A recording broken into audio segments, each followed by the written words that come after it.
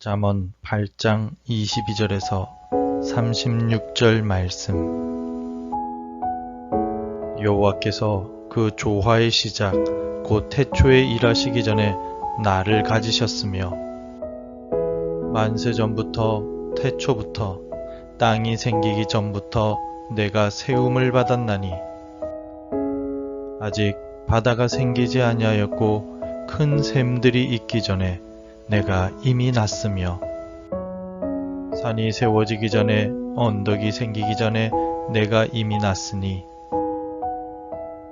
하나님이 아직 땅도 들도 세상 진토의 근원도 짓지 아니하셨을 때에라.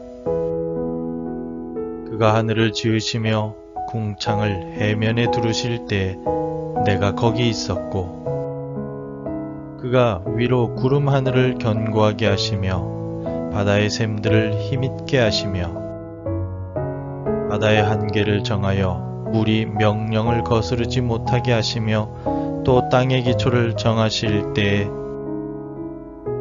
내가 그 곁에 있어서 창조자가 되어 날마다 그의 기뻐하신 바가 되었으며 항상 그 앞에서 즐거워하였으며 사람이 거처할 땅에서 즐거워하며 인자들을 기뻐하였느니라. 아들들아 이제 내게 들으라. 내 도를 지키는 자가 복이 있느니라. 훈계를 들어서 지혜를 얻으라. 그것을 버리지 말라. 누구든지 내게 들으며 날마다 내 문 곁에서 기다리며 문설주 옆에서 기다리는 자는 복이 있나니 대저 나를 얻는 자는 생명을 얻고 여호와께 은총을 얻을 것임이니라. 그러나 나를 잃는 자는 자기의 영혼을 해하는 자라. 나를 미워하는 자는 사망을 사랑하느니라. 학교에 가면 한 반에 많은 학생들이 있지만 그 학생들 중에서도 특별히 선생님께 사랑을 받는 학생이 있습니다. 사랑을 받는 학생은 특별한 이유가 반드시 있습니다.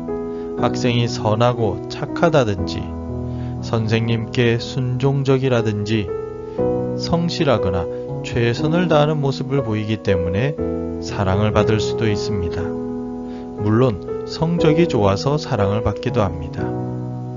우리는 아무런 이유 없이 누군가를 사랑하지는 않습니다. 분명히 사랑에는 이유가 있습니다. 마찬가지로 오늘 본문에서 우리가 하나님의 지혜를 사랑해야만 하는 이유가 나타납니다. 분명한 이유를 가지고 지혜를 사랑해야만 하는 이유가 무엇일까요? 우리가 지혜를 사랑해야만 하는 이유는 지혜가 창조자이기 때문입니다. 본문의 30절 말씀입니다. 내가 그 곁에 있어서 창조자가 되어 날마다 그의 기뻐하신 바가 되었으며 항상 그 앞에서 즐거워하였으며.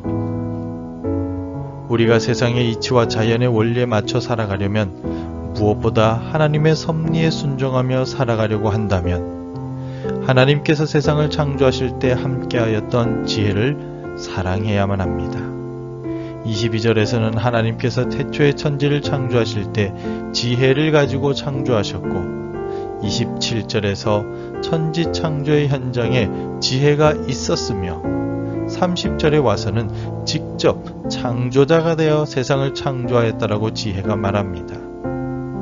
자동차를 만든 사람이 그 자동차에 대해 가장 잘 알듯이 천지를 창조하고 인간을 창조한 지혜가 세상과 우리에 대해 가장 잘 알고 있을 것입니다.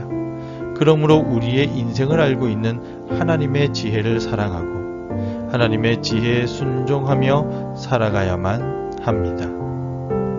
하나님의 지혜가 담긴 성경이 우리에게 가르쳐주는 계명들을 지키며 살아가고 있습니까? 하나님을 사랑하고 이웃을 사랑하라는 성경의 대강령을 실천하며 살아가고 있는지 우리 자신을 한번 되돌아봅시다. 그리고 지혜가 생명과 은총으로 인도하기 때문에 우리는 지혜를 사랑해야 합니다. 천지를 창조한 하나님의 지혜는 우리의 인생을 창조하였기에 우리의 인생을 잘 알고 있습니다. 따라서 하나님의 지혜는 우리가 나아가야만 하는 영생과 하나님의 은총의 길을 잘 알고 있습니다. 35절, 36절에 이러한 사실이 잘 나타나 있습니다. 대저 나를 얻는 자는 생명을 얻고 여호와께 은총을 얻을 것임이니라. 그러나 나를 잃는 자는 자기의 영혼을 해하는 자라. 나를 미워하는 자는 사망을 사랑하느니라. 하나님의 지혜를 얻을 때 우리는 생명을 얻을 수 있고 여호와 하나님의 은총을 얻습니다. 지혜는 우리가 생명의 길을 걸어갈 수 있도록 인도해 줍니다. 그러므로 기쁜 마음으로 지혜를 사랑하는 사람에게는 하늘의 은총이 주어지게 됩니다.